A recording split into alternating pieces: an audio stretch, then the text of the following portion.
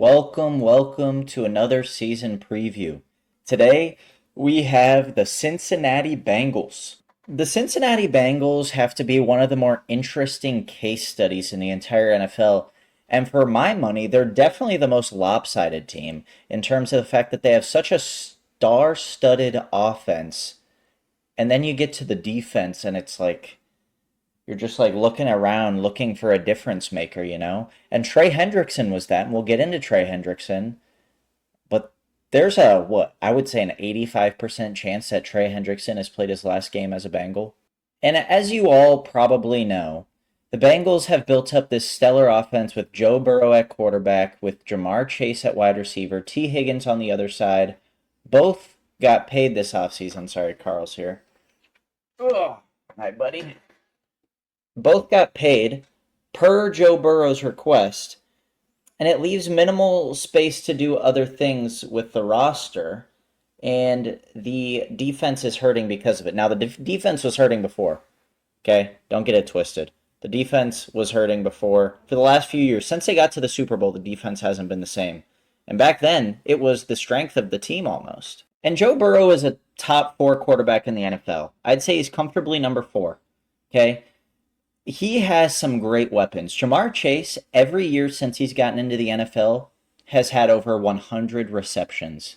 He led, no surprise, he led NFL wide receivers last year in EPA. So he's a difference maker. Joe Burrow is a Mount Rushmore of current quarterbacks. T. Higgins is one of the best wide receiver twos maybe ever. Now, they don't have a killer run game, but when Chase Brown was healthy last year, I thought it was decent. And they didn't really have that strong of an offensive line.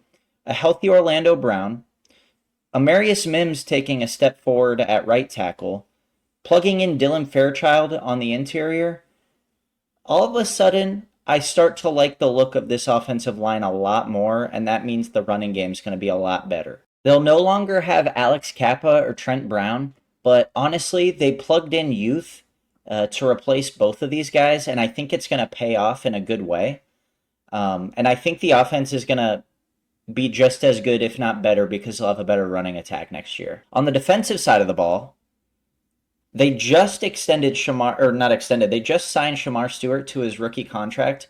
I'm recording this on July 25th. They did it this afternoon.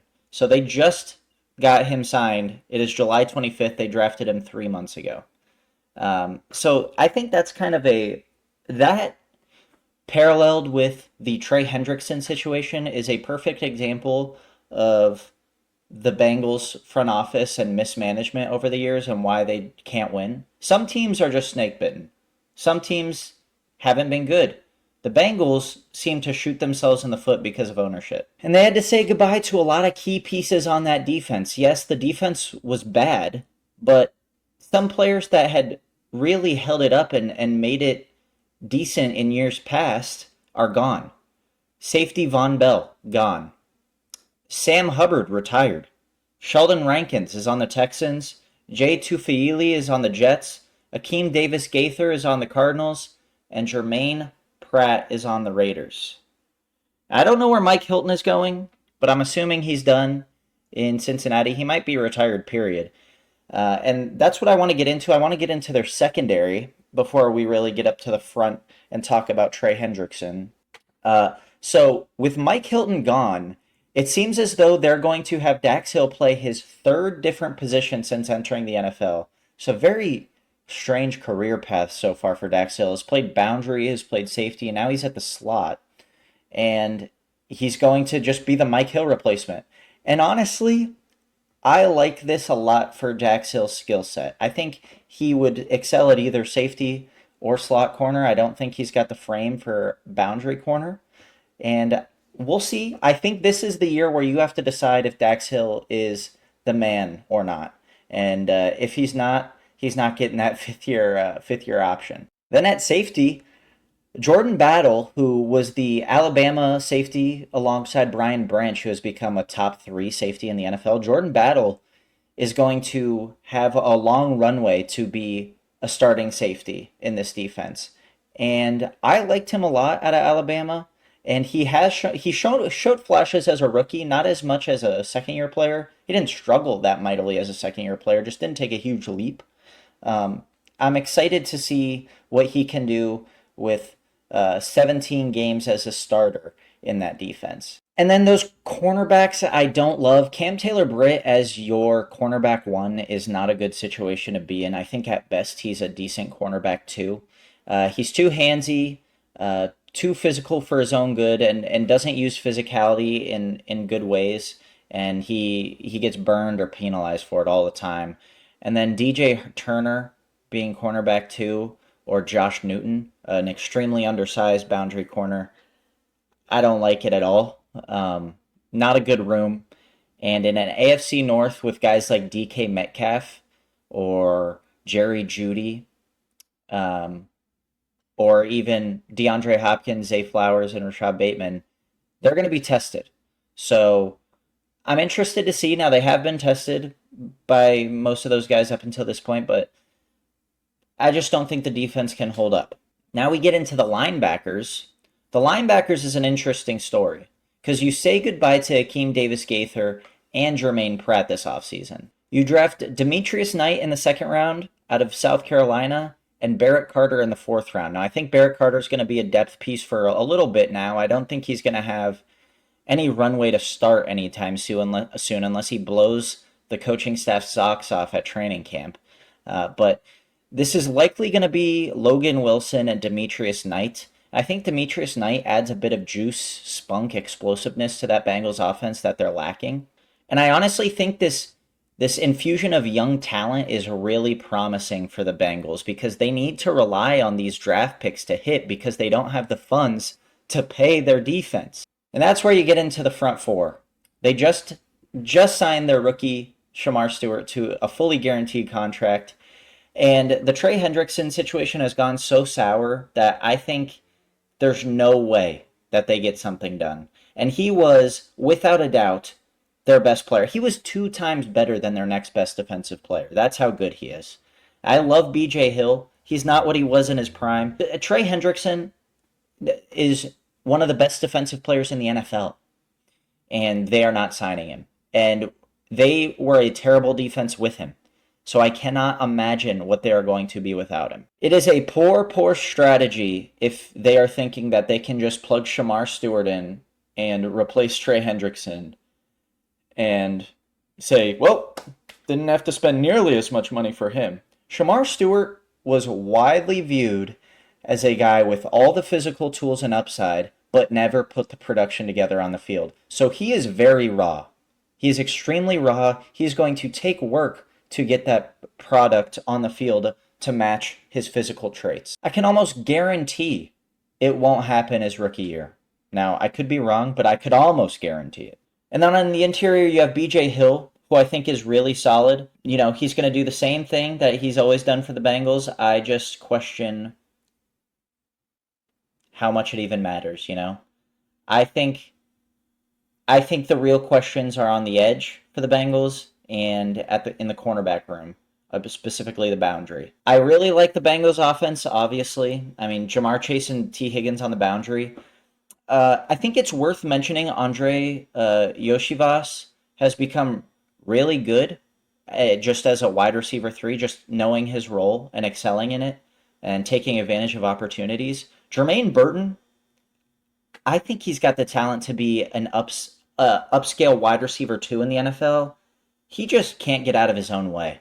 He can't get out of his own way. If he just buckles down, get a therapist or something. And he would be one of the best wide receiver 3s of all time. That's probably not a kept, list who the best wide receiver 3 is of all time, but he could be up there in his full form.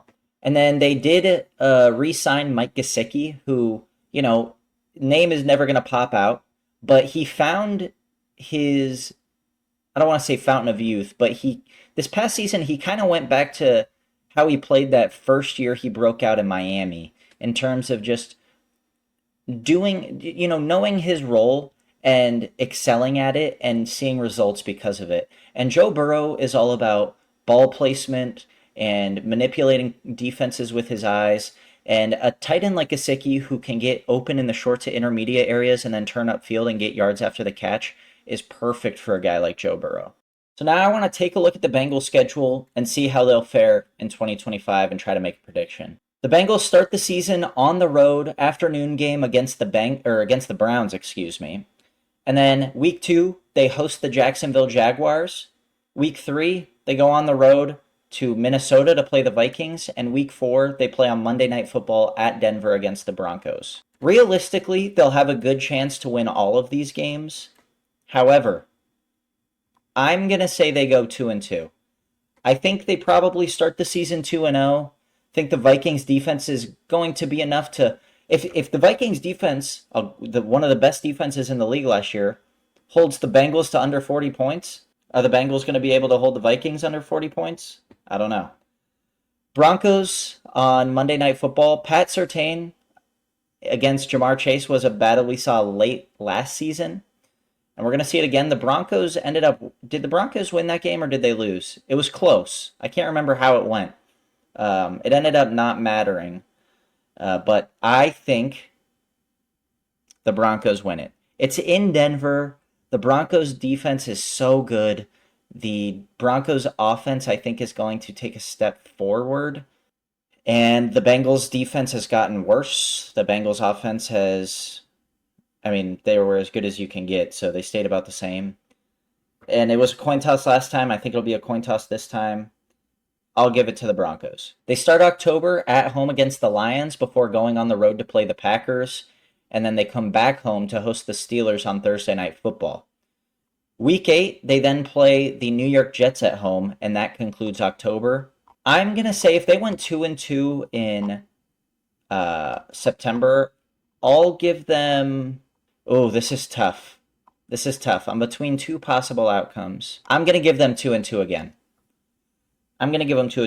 I was so close to saying 3-1 and they'll split between the Lions and the Packers, but I think the Lions are going to give them serious issues. That defense is going to be hurting, and a healthy Lions defense, I think, could be a lot better than people think. And then I think on the road against the Packers, I don't think that bodes well for the Bengals. And then I think they can beat the Steelers and the Jets. Then November sees the Bengals host the Bears before a Week 10 bye. They come out of the bye to travel to Pittsburgh to play the Steelers. And then they play the New England Patriots at home. And they travel to Baltimore to play the Ravens on Thanksgiving in Baltimore. And that concludes November. I'm going to have the Bengals going 3-1 in November. The Bengals start December with a road game in Buffalo against the Bills. Then they host the Ravens, travel to Miami to play the Dolphins, and then finish the season hosting the Cardinals and the Browns. I'm going to say the Bengals go 2-3 in this stretch. I think the Cardinals are going to be a much improved team. I think the Dolphins are going to be a tough out for the Bengals. I think those first 2 games of December are really tough, and I think they probably beat the Browns in Week 18. And that means I have the Bengals finishing with a record of 9-8, which is honestly better than I expected, and I might be giving them too much credit. I can't really tell. I've seen some guys say, well, their offense is so good and their defense couldn't get any worse, that they're just going to be better than they were last year. You could also say the exact opposite, right? You could say their offense was so good last year that they can't possibly be any better. And their defense on paper, seemingly, at least for this year, got worse without Trey Hendrickson. So I don't know. I'm going to give them 9-8. I don't think that's enough realistically to make the playoffs. But they could very easily go 10-7. There is a world they go 11-6. I personally wouldn't bet money on it. 10-7 might also not make the playoffs in a loaded AFC. So we'll have to see. But the Bengals are a really sticky situation, and this season is going to be very telling. If they go 9-8, 8-9, miss the playoffs, they're eliminated before Week 18 rolls around. Do they say, well, we want to continue paying Burrow, Higgins, and Chase, or do they want to trade Higgins and use that money on the defense and draft a day 2 receiver to kind of be that wide receiver 2 and hope it hits? That's probably what I would do, but I'm not them. So we'll have to see. But I appreciate you guys watching. It means a lot to me that people actually watch these. So if you have any thoughts on this or you disagree heavily, don't be mean to me. Just tell me why, and I will see you next time. I love you.